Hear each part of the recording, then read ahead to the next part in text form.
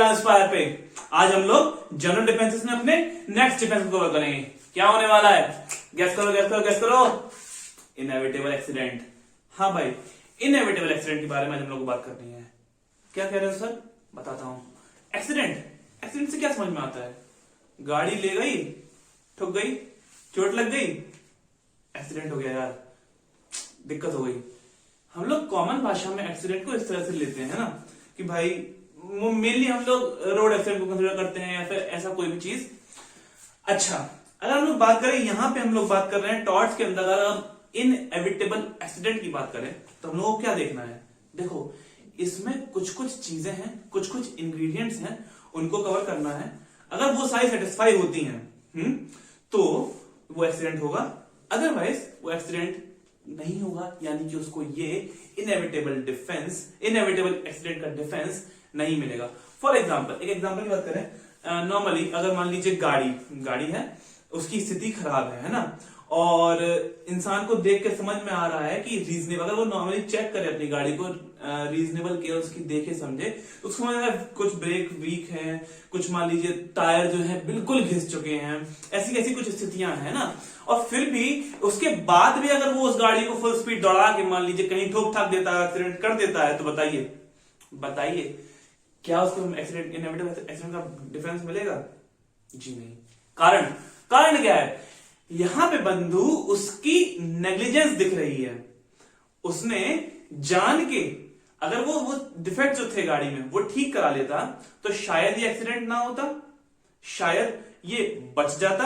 अगर उसने reasonable care ली होती तो शायद ये अवॉइड किया जा सकता था।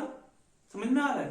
तो इन सब बातों को सुनकर तुमको जरा डेफिनेशन में ले चलता हूं। यहां पे हम लोग बात करेंगे जब एक्सीडेंट की, तो क्या कहेंगे कि एनी अनएक्सपेक्टेड इंजरी हो,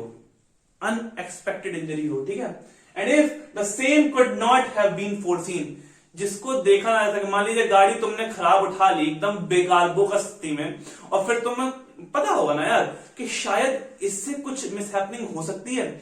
सो यहां पे अगर तुम फोरसी ना कर पाओ कोई नेगेटिव इंपैक्ट, तो ऐसा ये चीज होनी चाहिए, अवॉइड ना कर सको, ठीक है, एकदम से हो जाए, ना ही फोर्सिंग कर सको ना अवॉइड कर सको, सम अनएक्सपेक्टेड इंजरी हो, ठीक है, इन स्पाइट ऑफ रीजनेबल केयर।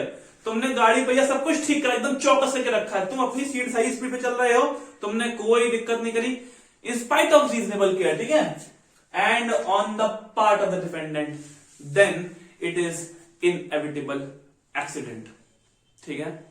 अच्छा, इसमें एक और थ्योरेटिकल बात है, वो समझ लो, फिर हम लोग केस लॉ देखेंगे, और ये टॉपिक ज्यादातर तुम जानते ही हो कितने सिंपल है टॉर्ट्स, है ना, तो खत्म करते हैं।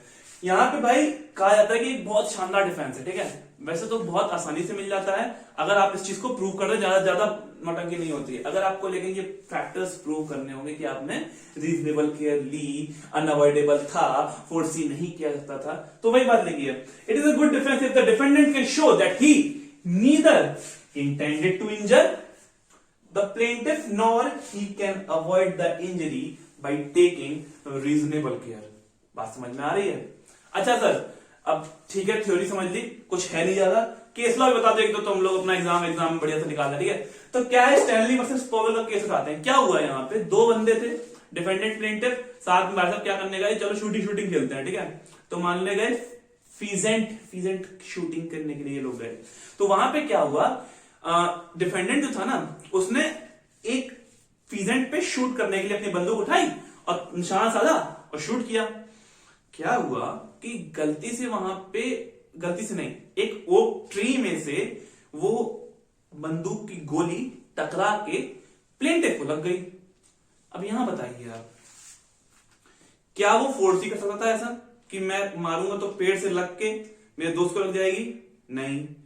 क्या उसने रीजनेबल केयर ली थी?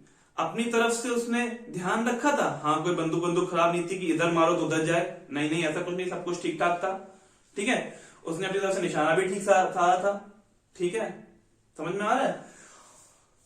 अब बताओ, क्या वो अनअवॉइडेबल था? हाँ जी, बताओ कैसे? कौन रोक लेगा बंदूक की गोली को बीच में जाके जब वो चल रही है? समझ रहे हो ना? सो यहां पे आपको इनएविटेबल एक्सीडेंट का डिफेंस मिल जाएगा डिफेंडेंट को, इवन उसको गोली लगी है फिर भी। बात समझ में आ रही है? ठीक है sir, next brown versus candle का। अच्छा, यहां पे क्या हुआ, देखिए मेरे दो कुत्ते लड़ रहे हैं, ठीक, मैं डिफेंडेंट हूं, ठीक है, मेरे दो कुत्ते लड़ रहे हैं, मैं उनको छुड़ाने के चक्कर में उनको दूर गया, उनको मैं अलग कर रहा हूं, ठीक है। उसी बीच मान लीजिए प्लेंटिफ आस पास में है और उसी हड़कंप में, उसी झड़प में उसकी आंख में लग गई, ठीक है, उसके चोट लग गई, ठीक है। अब आप ये बताइए, यहां पे मैंने फोर्स ही कर सकता था क्या? यहां पे मैंने अपनी तरफ से रीजनेबल केयर ली है या नहीं ली है, इसका क्वेश्चन आता है क्या? समझिए ना, प्योर एक्सीडेंट है ब्रो, वो अपने कुत्तों को हटा रहा था, है ना, और वहां पे उसकी कोई इंटेंशन नहीं थी कि वो प्लेंटिफ को इंजर करे। ऐसे केस में अगर ये प्लेंटिफ केस फाइल करेगा तो इसको, डिफेंडेंट को, इनएविटेबल एक्सीडेंट का डिफेंस मिल जाएगा। समझ में आ रहा है?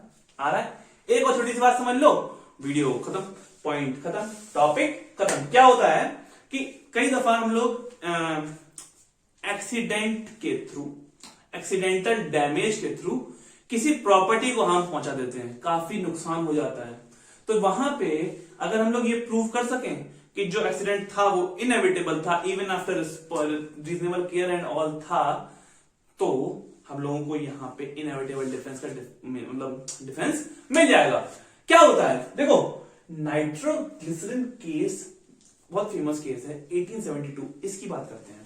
क्या हुआ यहां पे, मान लीजिए एक वुडन बॉक्स में, ठीक है, कुछ कंटेंट है, एंड वो लीक करने लगा सपोजिंगली, है ना, एंड आई थॉट कि मतलब let's take it inside my office, और वहां पे मैं देखूं कि भाई क्या चक्कर है इसके अंदर, ठीक है।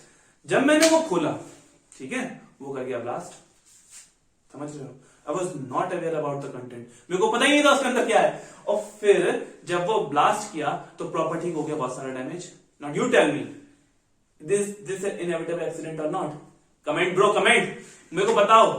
वीडियो में इन्वॉल्व रहो ब्रो, पढ़ो, समझो, फिर पढ़ो, डाउट हो पूछो। सो वीडियो पसंद आई हो ना, तो यार लाइक करो, सब्सक्राइब करो, और हाँ, मजे करो।